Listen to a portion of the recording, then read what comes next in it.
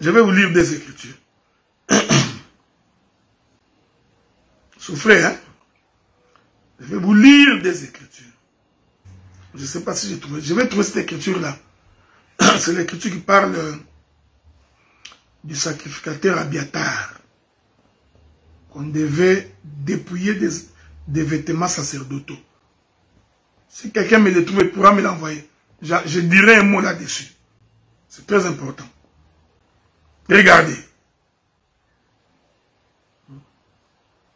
Donc, la Bible va donc nous renseigner que un homme lépreux, il faut le mettre en dehors de la maison. Je voudrais trouver une écriture. Toujours à propos de la lèpre. Remarquez. Nous sommes dans les livres de...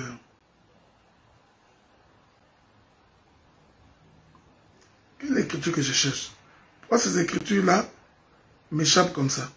Attendez, ne vous en faites pas, je vais trouver l'écriture. Je vais trouver l'écriture. Ah, 1 Samuel chapitre 30, c'est ça? Allons voir ça un peu. 1 Samuel chapitre 30. Qu'est-ce qui est écrit?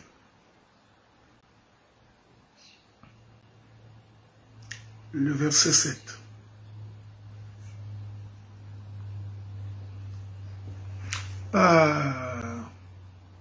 Non, mais il y a... Ça doit être dans le livre de 1 roi. C'est dans le livre de 1 roi. Je sais que c'est le... Tu as raison que c'est... Attendez, hein, attendez, le verset 7. C'est une belle écriture que j'ai cherchée là. Attendez, je vais essayer de trouver cette écriture-là. Ce serait intéressant, mais c'est dans le livre de 1 roi, ok? Souffrez, hein? Bien-aimés dans le Seigneur, souffrez avec moi. C'est salutaire pour la vie. En espérant que je vais trouver cette écriture-là. 1 roi.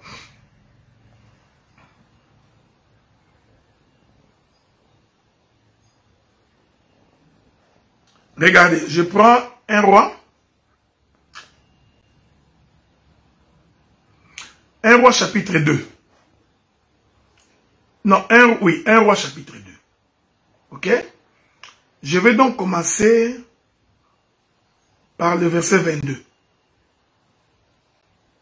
Le roi Salomon répondit à sa mère, « Pourquoi demandes-tu Abijak, la Sunamite, pour Adonijah?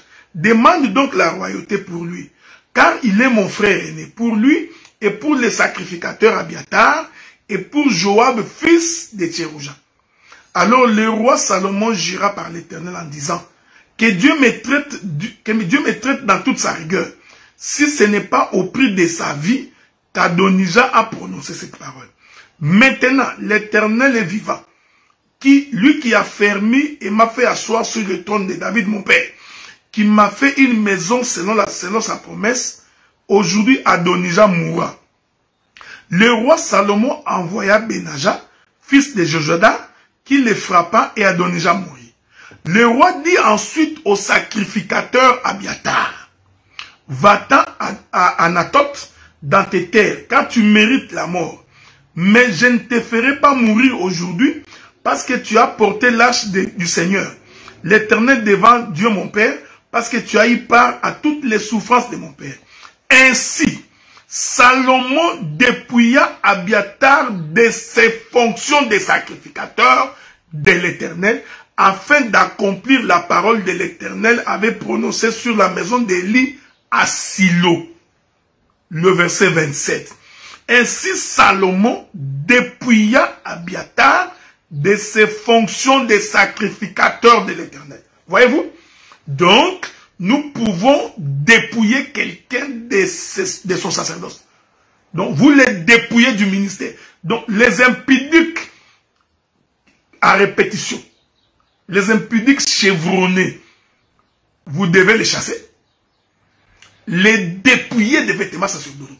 Donc, qu'ils ne soient plus ministres au milieu de nous. Point barre. C'est une écriture. Vous n'avez pas lu ça? Donc, nous pouvons dépouiller ces gens-là. C'est pourquoi moi je les appelle plus de docteurs, les prophètes. Non, c'est fini. C'est messieurs. Donc, ici, vous avez l'écriture qui vous autorise à pouvoir dépouiller quelqu'un. Salomon l'a fait. La Bible dit Salomon dépouilla Abiatar de ses fonctions. Complètement dépouillé. Je suis en train de chercher une autre écriture. Attendez. Il y a deux témoins. Attendez, on va trouver une autre écriture. Non. On ne peut pas continuer comme ça à blaguer avec l'œuvre de Dieu. Donc, même si tu es devenu docteur, si nous nous rendons compte que ta manière de vivre, ta manière de prêcher, tes différentes confessions ne prouvent pas que tu es ministre, nous avons le droit de te dépouiller, nous. Nous nous réveillons, nous disons, celui-là, il n'est plus prophète. Un point barre, tu ne l'es plus. Parce qu'il y a des gens qui pensent que non, comme je suis déjà devenu ministre, j'ai été reconnu ministre, alors on ne peut plus... Non, non, nous pouvons te faire redescendre. On te fait redescendre, on te dépouille du sacerdoce. C'est possible. Quand tu es un trouble fait, tu n'as pas l'amour, tu calomnies, tu mens comme tu respires. Tu cours derrière les femmes, tu es un escroc, tu voles l'argent tout le temps. Quand nous remarquons que c'est ta vie, nous avons la possibilité de te dépouiller de ton sacerdoce. Il y a une autre écriture que je cherche. Vous savez l'écriture de la mort d'Aaron. Je cherche encore ça. Attendez, je crois que c'est dans le livre de quoi? Des nombres? Attendez.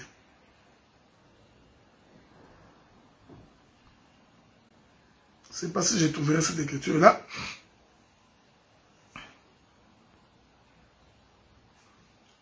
Bon, je reviendrai sur ça. Je cherche l'écriture de la mort d'Aaron. Ok? Donc, si vous trouvez ça, comme vous êtes fort dans la recherche, envoyez-moi cette écriture-là, j'en ai. Je sais qu'il existe quelque part là. J'attends que vous me l'envoyez. J'attends que vous me l'envoyez. Donc, vous comprenez ce que nous disons? Donc, le lépreux doit être mis dehors. Vous le mettez dehors, vous le dépouillez. C'est fini, il devient un simple frère. Il peut aller faire sa vie comme il veut. Nombre chapitre 20, verset 23. Tu es merveilleux, mon frère Léma. Hein? Tu es merveilleux. Nombre. Dieu ne se répand pas de son appel, mais ça, c'est pas Dieu qui a donné un appel comme ça. Dieu, il a appelé Judas l'Iscariote. Il n'a pas dit que c'était un démon.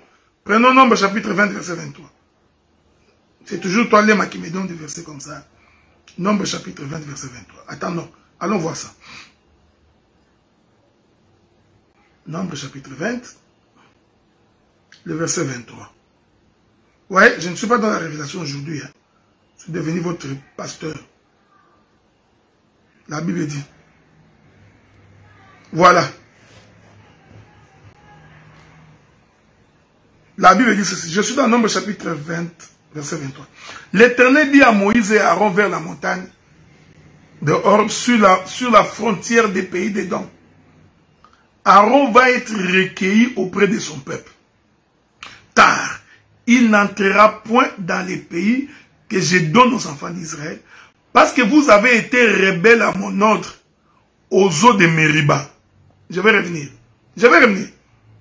Depuis Aaron de ses vêtements, et fais-les revêtir à Éléazar son fils, et c'est là que Aaron sera recueilli et qu'il mourra.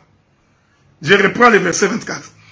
Aaron va être recueilli auprès de son peuple, car il n'entrera point dans les pays que je donne aux enfants d'Israël. Parce que vous avez été rebelles à mon ordre aux eaux de Mériba. Bon, qu'est-ce qui s'est passé aux eaux de Mériba? Mais il faut quand même lire les Écritures. Israël dit, l'Éternel dit à Moïse, allez-y par le rocher, pour que le rocher donne de l'eau aux enfants d'Israël. Parce qu'Israël avait soif, il n'a trouvé que des eaux amères. Alors, Moïse va intercéder auprès de Dieu. Dieu va dire à Moïse, allez parler au rocher. C'est ce texte-ci qui nous confirme qu'en fait, Moïse n'était pas seul. Moïse était avec Aaron. Ils arrivent devant les rochers, alors ils vont dire, pensez-vous vraiment que l'eau peut sortir de ces rochers? Alors il frappa les rochers. Dieu dit qu'ils n'ont pas obéi à ce qu'il avait dit. Parce que Dieu avait dit parler aux rochers. Mais Moïse est allé avec Aaron. Au lieu de parler aux rochers, ils ont frappé les rochers. Non, je n'entre pas dans la révélation. Mais je suis tenté d'entrer. Maintenant, regardez, au lieu que Dieu, je ne sais pas s'il y a un frère qui m'a posé la question, qui insiste que je puisse répondre, je vais d'abord aller lire ta question, mon frère. Des fois, quand je prêche, je ne lis pas ta question.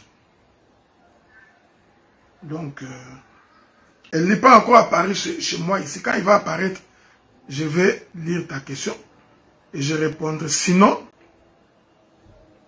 tu pourras reposer ta question, ok? Je ne l'ai pas encore ici. Regardez. Hein, donc, je n'ai pas encore lu ta question, mon frère. Parce que je ne la vois pas, ta question. Donc, si je la vois, je répondrai à ta question.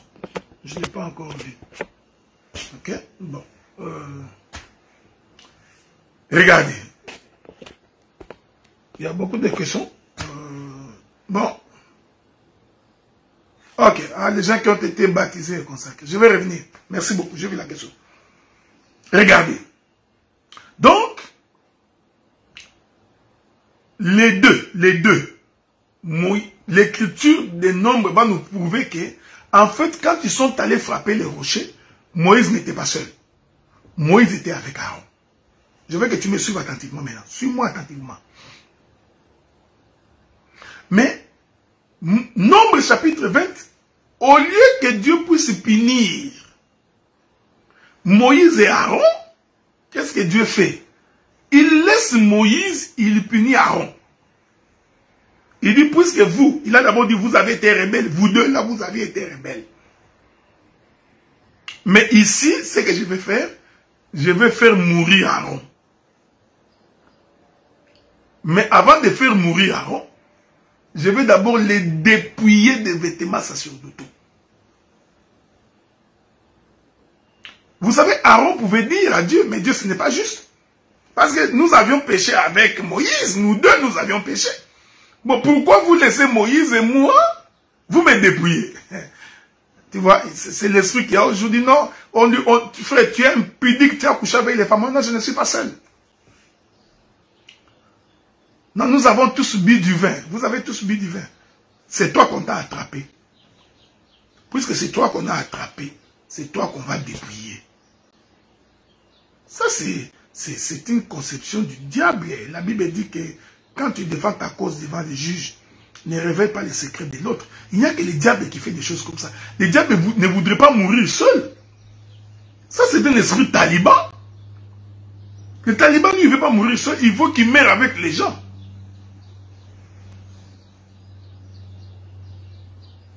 Moïse,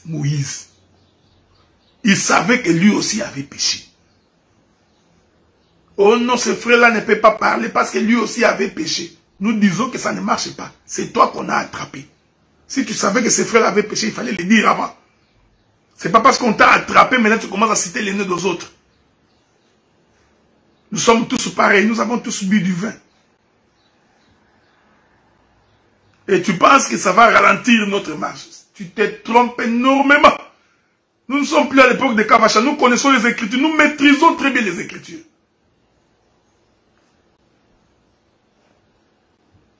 Moïse aussi avait péché, non? Parce que Dieu a dit, vous êtes, vous deux, rebelles. Mais regardez comment Dieu est merveilleux. Qu'est-ce que Dieu fait? Il va laisser Moïse. Il va dire à Moïse, lui aussi Moïse avait péché, non? Selon la doctrine. Arrêtez les interprétations. Tu vois, Moïse n'avait pas péché. Oh non, David a pris la femme d'Uri. Ce n'était pas le péché, c'était une révélation. Arrêtez-nous cette histoire-là. Il avait d'abord péché. Non, Moïse a frappé les rochers. Il n'avait pas péché. Ça, c'est dans la révélation. Mais comme ça, Dieu dit que c'était un rebelle. Mais regardez ce que Dieu fait. Il dit, Moïse, tu vas dépouiller cet homme. Mais Aaron pouvait discuter et dire, mais non, Moïse, non, tu ne peux pas, parce que d'ailleurs, c'est toi qui es venu avec l'information. Pourquoi Dieu est injuste comme ça?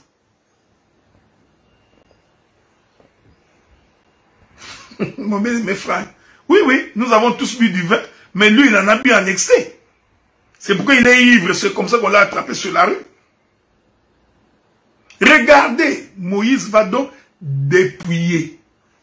J'ai dit ceci, frères, vous qui nous suivez, vous, ministres de la parole, il faut dépouiller ces impudiques-là. Dépouillez-les et envoyez-les dans le monde. Il faut les dépouiller. Pourtant, Aaron était sacrificateur, non? Je n'entre pas dans la révélation. Hein? Je refuse catégoriquement d'entrer dans la révélation. Je refuse ça. Parce que quand nous entrons là, vous cachez derrière les révélations, tu vois. C'est Aaron là, c'est Christ. Non, je refuse d'entrer là. Je refuse. Parce que nous savons que cet Aaron là qui est en train d'être dépouillé, c'est aussi Christ sur la croix. À qui on enlève tous les vêtements. C'est pourquoi Christ est mort. Dépouillé de ses vêtements. Ils se sont partagés mes vêtements. Ils ont tiré au sort ma tunique. C'était sur la montagne de Golgotha. C'est pourquoi Aaron aussi, ici, est dépouillé. Pourquoi Aaron est dépouillé? Parce qu'Aaron a péché. Or, l'Écriture dit, Dieu a fait de Jésus péché. Jésus a porté tous les péchés de l'humanité. C'était un rebelle. Voyez-vous, frère? Donc, vous voyez que la révélation, nous en avons. Voilà pourquoi il doit être dépouillé à la montagne. Celui qui est en train de dépouiller Aaron, c'est Moïse. Ici, Moïse, c'est l'image de Dieu. Il est dépouillé et il meurt. Ça, c'est la révélation. Ok? Ça, c'est la révélation. Mais doctrinalement, Aaron a été dépouillé parce qu'il n'a pas écouté. Donc, un prédicateur impudique, il couche une femme, il couche la maman de la femme. Donc, il mange et la maman et la fille. Koudian Soussou, Koudian Maki. Vous vous rendez compte?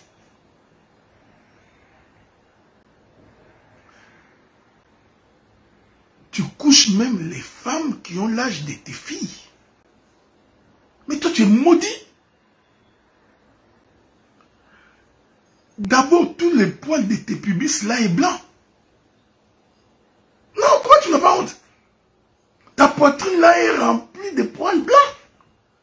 Donc tu restes nu devant une petite fille de 22 ans, 21 ans. Et il y a des gens qui soutiennent ça. Même le fait d'être parent. Moi j'ai des filles. Ce sont des choses que je ne peux pas supporter. J'avais conseillé qu'un homme comme ça, on doit les mettre en prison. C'est un danger public. J'ai rappelé au prédicateur qu'il y a une loi qui interdit les gens qui ont la position d'autorité d'en abuser. Parce qu'il n'y a que vous, il n'y a que chez les Africains que nous ignorons ces choses. Il n'y a que dans des pays sous-développés qu'un pasteur se permet le luxe de prendre une soeur dans l'église, de coucher avec. En Europe, tu iras, on t'accuse, tu vas en prison. En Amérique, encore, c'est pire. Dès que tu es surpris, c'est fini. Tu es fiché. Où est Paul Moukeni? N'est-ce pas qu'il a fui Montréal? Un simple soupçon. N'a-t-il pas fui?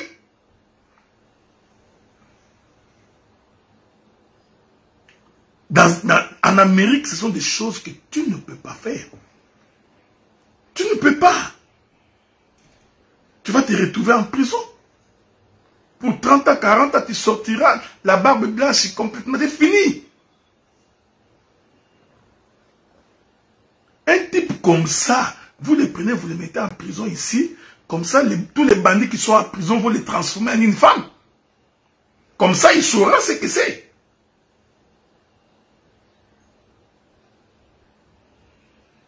Est-ce que vous comprenez, vous réalisez la gravité de ce que vous faites? Donc nous avons des écritures qui t'attestent et qu'on peut dépouiller. Prenez-nous tous ces impudiques-là. Dépouillez-les. Chassez-les plus jamais dans les assemblées de Dieu. Plus jamais. Parce que pendant 40 ans, notre réputation a été salie à cause des gens comme ça.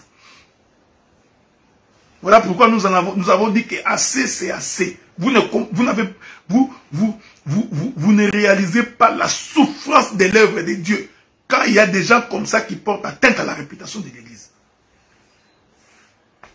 Et vous imaginez que non, le Congo va changer. Avec des gens comme ça, des hommes de Dieu comme ça, vous pensez vraiment?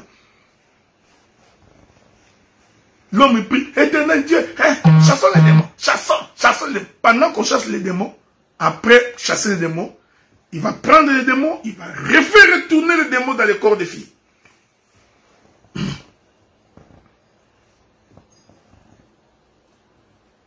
Et il les chasse, et puis il dit, attendez-moi au coin. Vous démons, attendez-moi, je vais vous récupérer, je vais vous faire retourner.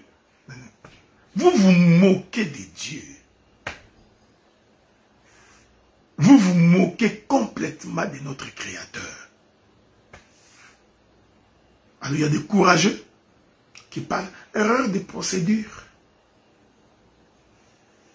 Quelle erreur de procédure? Non, les frères avaient déjà confessé. Est-ce que vous nous prenez pour des idiots? Je vais vous donner les modes de fonctionnement. Regardez les modes de fonctionnement. Ça, c'est un mode de fonctionnement spécialiste des pécheurs, des impudiques. Regardez comment ils font. Ils couchent avec une soeur. Vous savez, frère, quand vous couchez une femme, vous ne connaissez pas les femmes. Les femmes ne se taisent jamais. Les sœurs ne se taisent jamais. Vous couchez la sœur, vous couchez. La sœur, à un moment donné, réalise que non, ça ne peut plus continuer comme ça. Parce que dès que vous couchez avec la sœur, 2-3 fois, tu viens de perdre ton autorité. Maintenant, même une petite fille va te parler, comme s'il parlait à son ami. Alors, les frères constatent que la sœur commence à s'opposer. Ok? La frère commence à réaliser que la sœur commence à s'opposer. Qu'est-ce que le frère fait? Comme la sœur commence à s'opposer, il est possible que la sœur m'accuse. Ok? Qu'est-ce que le frère fait? Lui-même va appeler son ami. Pire petit naïf. Il dit, petit, viens. Il fait une fausse confession. Oh non, en tout cas, je ne sais pas qu'est-ce qui m'a pris. J'ai été envoûté. Je suis sorti avec telle sœur. Parce que le jour où les sœurs vont révéler les secrets, lui va dire, non, j'avais déjà confessé. Vous nous prenez pour des imbéciles, quoi. Vous nous prenez vraiment comme pour des idiots. Vous pensez que nous, on n'a pas le Saint-Esprit. C'est devenu monnaie courante. C'est ce qu'ils font ces derniers temps. Comme vous avez également un mauvais enseignement sur le pardon. Je vous avais dit, il y a 10 ans passés, j'ai fait une publication, un enseignement sur le pardon selon l'évangile. Le vrai pardon selon l'évangile. Je vous avais dit que quand Dieu pardonne quelqu'un, il le délivre de la situation. Alors quand tu viens confesser les mêmes péchés régulièrement, en fait, tu ne demandes jamais pardon. Parce que celui qui demande pardon doit prendre la résolution d'abandonner. Alors il obtient miséricorde. Non, toi tu n'as pas abandonné, tu n'as jamais été pardonné. Tu n'as jamais obtenu la miséricorde de Dieu. Donc vous comprenez? Il est donc des astucieux. Cette malignité-là ne peut venir que du diable. Concevoir une chose comme ça, il faut être inspiré du monde des ténèbres. Hein? Il y a quelqu'un qui a dit, oh non, docteur Delard, parce que j'ai lu tout ce que vous écrivez sur moi. Il dit, docteur Delard, quand il dit qu'il faut les dénoncer, ça ce n'est pas l'évangile. Pourquoi vous avez peur? Oh non, ce n'est pas l'évangile, ce n'est pas l'évangile. Attendez. Vous avez peur de quoi? Vous avez peur de quoi? Je vous avais dit que la loi est faite pour les malfaiteurs, non? dénoncer les méchants. Il faut les dénoncer. Hein? Vous ne voulez pas qu'on vous dise la vérité. Oh non, ce n'est pas la doctrine. Non, ce n'est pas la doctrine. Non, comment c'est pas la doctrine? Vous n'avez pas lu dans l'écriture que quand quelqu'un a péché, il doit confesser son péché. La Bible n'a-t-il pas dit confessez vos péchés les uns les autres? Attendez, attendez. Attendez. Je ne sais pas si je vous trouverai cette écriture-là. Vous n'entendez pas. Jacques chapitre 5, verset 16. Confessez donc vos péchés les uns les autres. Et priez les uns pour les autres afin que vous soyez guéris. Afin que vous... Nous dénonçons pour que vous soyez guéris. La prière fervente du juste a une grande efficacité. Non, il faut dénoncer les mal. Renoncer aux œuvres mortes. Bien-aimés dans les Seigneurs. Un jour, je prends encore une autre écriture. Un jour, le frère Aaron, encore lui, je vous ai évité beaucoup de révélations. Hein. Alors, les frères Aaron, ils vont critiquer Moïse avec Myriam. Ils critiquent Moïse avec Myriam. Je cherche cette écriture. Je suis en train de chercher cette écriture-là. Si vous l'avez, il faut me les donner. Me la donner, pardon. Ok. Espérons que je vais trouver ça.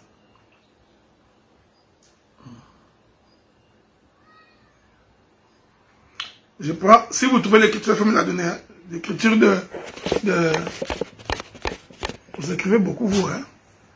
L'écriture où Myriam a attrapé la lèpre. Je n'ai pas le temps. J'ai beaucoup de choses à faire. Ok. Je vais quand même prendre quelques écritures. Je prends d'abord...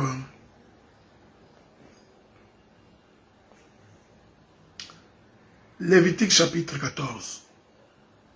C'est Nombre chapitre 12. Ah, Marche, non. Bon, allons d'abord, ça va. Allons d'abord voir ça. Nombre chapitre 12. Nombre chapitre 12. Il est quelle heure? Oh, j'ai parlé beaucoup, hein. Nombre chapitre 12. C'est quel verset tu m'as donné là? Verset 1? Ah, ok. C'est ça. Nombre chapitre 12 à partir du premier verset. Vous pouvez lire à partir du premier verset. Mais moi, je vais prendre les versets qui m'intéressent. Le verset 3. L'Éternel entendit... Non, on commence par le premier verset. Moïse et Aaron parlèrent contre... Marie et Aaron parlèrent contre Moïse au sujet de la femme éthiopienne qu'il avait prise. Car il avait pris une femme éthiopienne. Ils dirent, est-ce seulement par Moïse que l'Éternel parle? N'est-ce pas aussi par nous qu'il parle? L'Éternel entendit. Or, Moïse était un homme fort patient, plus qu'aucun homme sur la face de la terre. Soudain, l'Éternel dit à Moïse et à Aaron et à Marie, allez vous trois à la tente d'assignation. Ils y allèrent tous les trois. L'Éternel descendit dans la colonne de nuée. Il s'éteint à l'entrée de la tente. Il appela Aaron et Myriam, qui s'avancèrent tous deux. Il lui dit, écoutez bien mes paroles. Lorsqu'il y aura parmi vous un prophète, c'est dans une vision que moi, l'Éternel, je me révélerai à lui. C'est dans un songe que je lui parlerai. Il n'en est pas ainsi de mon serviteur Moïse, il est fidèle dans toute ma maison.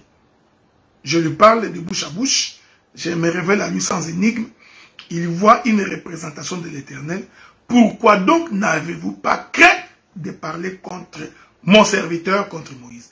La colère de l'Éternel s'enflamma contre eux et il s'en alla. La nuée se retira de dessus la tente.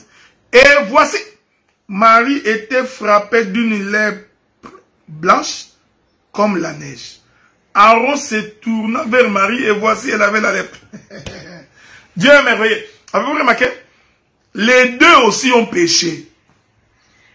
Les deux. Les deux. Myriam et Aaron, ils ont péché. Dieu se met en colère au lieu que les deux soient frappés de la lèpre, c'est Marie qui est frappée de la lèpre, pas Aaron. L'écriture que nous avons lue dans Nombre chapitre 20, cette écriture nous dit, c'est très important, les deux, Moïse et Aaron, vont pécher, mais quand Dieu vient, il dépouille Aaron, il laisse Moïse. Avez-vous remarqué ça? C'est très important ce que je dis. Je répète d'abord les songes parce que je vais entrer dans la révélation. C'est pour confirmer ce que je vous avais dit quand j'avais commencé.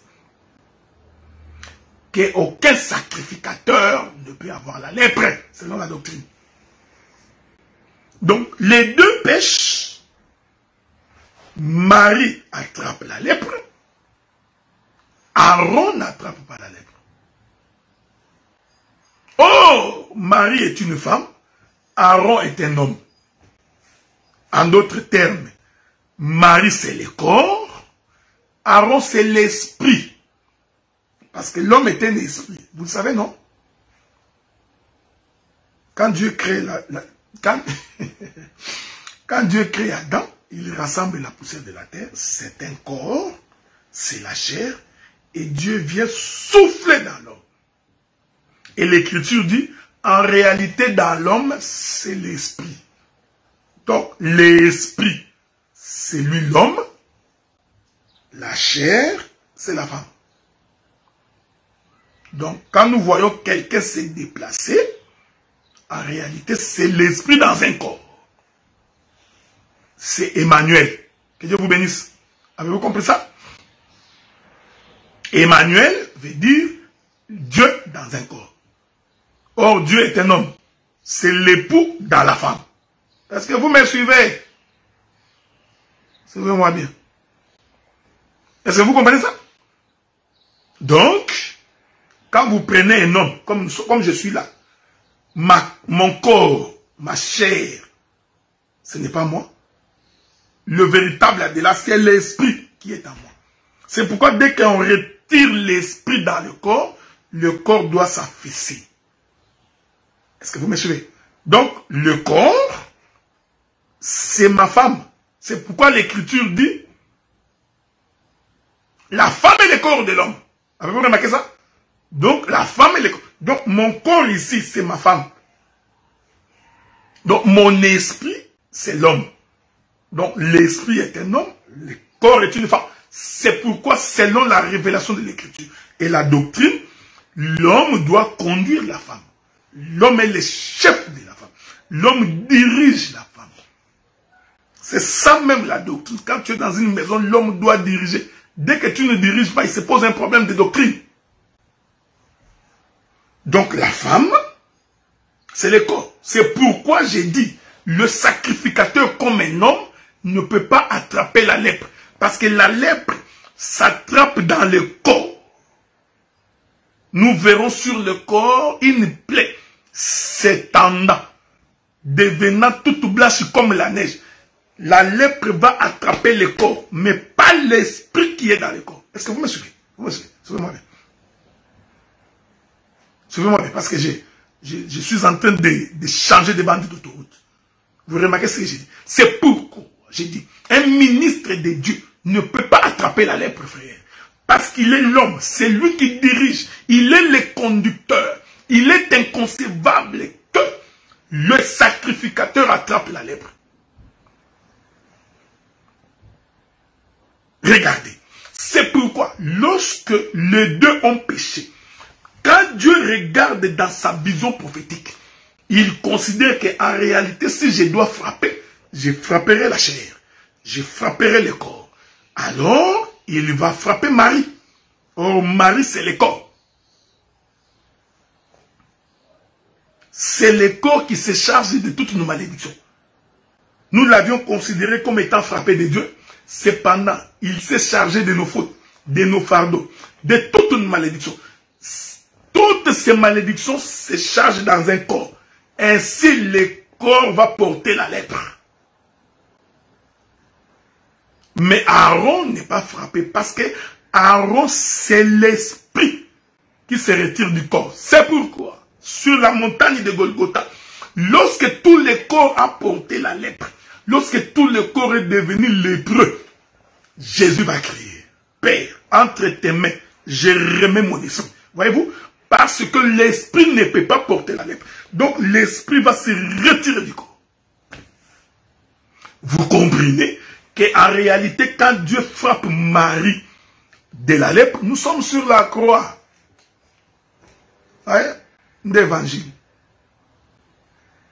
Ce n'est pas l'évangile de répétition. Tangaki Bible, tangaki bamate ya batu. Otangi, répéter, tu commences à répéter, et puis tu es devenu ministre. Quoi. Tu te concentres là, tu es en train de lire ce que les autres ont dit, tu te concentres, tu penses que tu es devenu ministre. Et tu veux frapper la patrie. Donc, vous comprenez?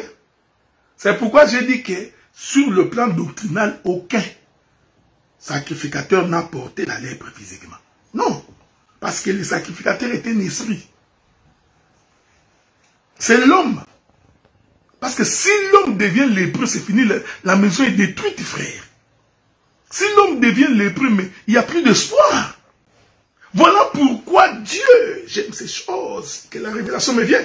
Voilà pourquoi Dieu, quand il a voulu sortir de l'éternité pour aller suivre Adam qui avait péché, Dieu savait que lorsque j'irai vers Adam, je porterai les péchés.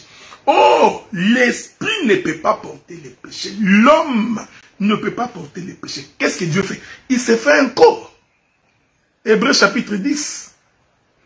Tu n'as voulu ni sacrifice ni holocauste, c'est pourquoi tu m'as fait un corps. Voici, je viens dans le rouleau du livre, il est question de moi. Pour faire, ô Dieu, ta volonté. Quelle est cette volonté que mon corps porte la lèpre? Que Dieu vous bénisse. Dès que le corps porte la lèpre, il faut que l'esprit se retire. Parce que l'esprit ne peut pas être souillé. Voilà pourquoi Marie va attraper la lèpre. Cependant, ils ont péché les deux. Donc, Marie et Aaron qui pêchent ici, en réalité, c'est Jésus. Au temps de la grâce, c'est Jésus qui est en train de marcher. C'est l'esprit avec le corps. Il pêche, Dieu frappe le corps. Il ne frappe pas l'esprit. C'est pourquoi, quand Adam et Ève pêchent, Dieu pose la question à Adam, as-tu mangé? Il dit, la femme que tu m'as donnée m'en a donné, j'en ai mangé. Dieu dit, toi Adam, c'est la sueur de ton front que tu mangeras. Écoutez, qui toque. Toi tu es en train de penser quoi? Que Adam devait travailler comme ça, essuyer. Il est merveilleux. Qui toque. Toi, tu pensais vraiment, toi, dans ton entendement, tu pensais que Dieu disait à Adam, Adam, tu vas faire la culture des champs. C'est pourquoi tu verras quelqu'un, il travaille, il fait comme ça. La Bible dit, c'est la sueur de ton front que tu mangeras. Ces choses ne vous sont pas données, frère. Ces choses ici ne vous sont pas données. À la sueur, écoutez l'évangile. Que Dieu vous bénisse. Que Dieu vous bénisse. Dieu dit, écoutez ce que Dieu dit à Adam. Il dit à Adam, toi, c'est à la sueur de ton front que tu mangeras. Dieu disait à Adam que ton corps va souffrir. C'est ce qu'il voulait dire. Ton corps souffrira. Et il dit, à la sueur de ton front que tu mangeras. Il ne finit pas là. Il dit, tu es poussière, tu retourneras à la poussière. L'Éternel ne s'adressait pas au véritable Adam. L'Éternel s'adressait au corps d'Adam. Parce que c'est le corps d'Adam qui doit suer. Et c'est encore le corps d'Adam qui doit retourner dans la poussière. Or, le corps d'Adam est une femme. J'aime ça, j'aime ça, j'aime ça, j'aime ça, j'aime ça. Donc, il disait que ton corps va porter la lèpre. C'est pourquoi, le jour où Jésus entre dans le jardin de Gethsémani, cette écriture où Dieu avait dit qu'à la sueur de ton front tu mangeras va s'accomplir. La Bible dit que pendant que Jésus priait, c'est ça, travailler. Parce qu'il avait déjà porté le péché de l'humanité. Est-ce que vous voyez ça? Pendant que Jésus priait, la Bible dit qu'il transpira. Sa sueur devient comme les grumeaux de sang. Nous comprenons. C'était l'accomplissement de la prophétie qui disait, à la sueur de ton front tu mangeras. Qu'est-ce qui a souffert? C'est le corps. Pourquoi le corps a souffert? Parce que le corps a porté la lèpre. Vous comprenez que quand Dieu parlait à Adam, qu'à la sueur de ton front tu mangeras, en réalité c'était Aaron et Myriam. Est-ce que vous remarquez cette chose? Oh, je ne sais. Il vient chez la femme, il lui répète. Nous prions un Dieu de répétition. Il vient chez Ève. Dieu va répéter ce qu'il avait dit à Adam. Il a dit à Adam, tu souffriras. Parce que pour suer, tu dois souffrir. Tu dois travailler. C'était une prophétie du Seigneur. Dieu va répéter la même prophétie chez Ève. Il dit, Ève, toi, tu enfanteras dans la douleur. Tu vois, frère, hein? Oh, enfanter dans la douleur, c'est ça. Tu mangeras la sueur de ton front. T'as vu ça? Namba. Que la paix de Dieu soit avec vous. Que la paix de Dieu soit avec vous. Il est merveilleux. Il est merveilleux. Il est merveilleux. J'ai parlé pendant 1h20, 1h45. C'est beaucoup, hein? C'est beaucoup, non? Je vais finir bientôt. Hein? Je vais finir bientôt. Regardez. Quand Dieu est en train de dire à Ève que, quand Dieu dit à Ève que, il dit à Ève que, tu enfanteras dans la douleur. Faites attention. C'est que Dieu dit à Ève que tu enfanteras, tu vas gémir des souffrances et des douleurs. Il dit à Adam, à la sueur de ton front tu mangeras. Nous avons dit que cette sueur-là, que Adam va faire sortir, c'est ce qui s'est passé dans le jardin de Gethsémani. Maintenant je rentre. Il dit à Ève, tu enfanteras dans la douleur. Oh, bien-aimé dans le Seigneur. Quand Jésus était monté sur la croix, c'était Jésus qui était la véritable Ève.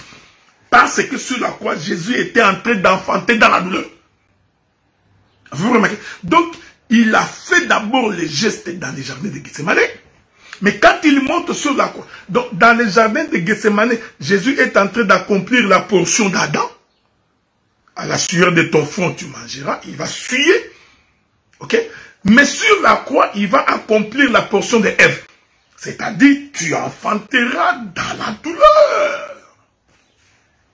C'est pourquoi Jésus devait souffrir pour que...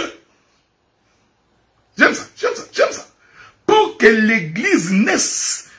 Cette douleur, c'est ce qu'on appelle, il était oppressoire, pressé. Vous remarquez cette chose? Que Dieu vous bénisse.